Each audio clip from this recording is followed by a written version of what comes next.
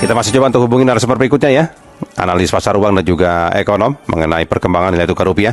Kelihatannya kami sudah tersambung ya dengan analis pasar global dan pengamat ekonomi Reza Asvin. Pak Reza, banyak yang khawatir ya bahwa rupiah bisa menembus angka Rp18.000 per dolar Amerika Serikat jika konflik di Timur Tengah ini masih terus memanas.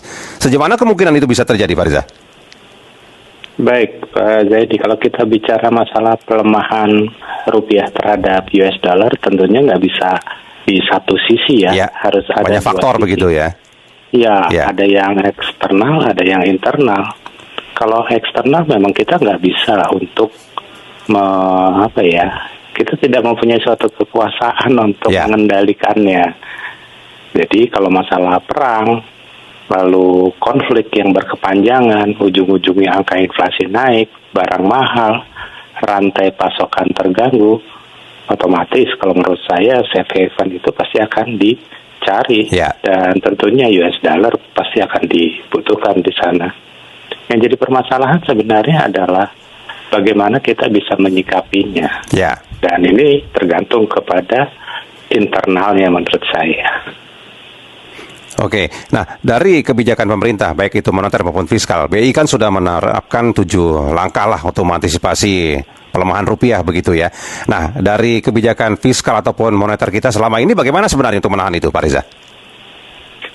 Ya, baik. Kalau kita berbicara masalah kebijakan moneter yang dilakukan oleh Bank Indonesia, tentunya nggak bisa kita intervensi terus lama-lama kan cadangan devisa kita habis gitu loh.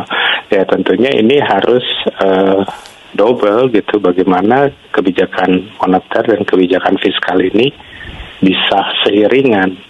Dimana kan kita sudah tahu nih pada saat kita tidak bisa mengendalikan atau kontrol terhadap eksternal, kita harus kontrol terhadap internal. Memang kalau kita berbicara masalah kebijakan moneter, yang paling gampang tentunya adalah menaikkan suku bunga, tetapi menaikkan suku bunga dalam keadaan pelemahan rupiah yang sangat signifikan itu akan mempercepat menjadi di atas 18.000 menurut saya untuk kedepannya. Sehingga yang menurut saya yang terbaik memang kita harus menambah jumlah ekspor dibandingkan impor. Nah, permasalahannya yang terjadi adalah uang hasil ekspornya ini diparkir di luar negeri, diparkir di Singapura gitu kan ya. Otomatis dolar Singapura ya terus menguat kalau caranya seperti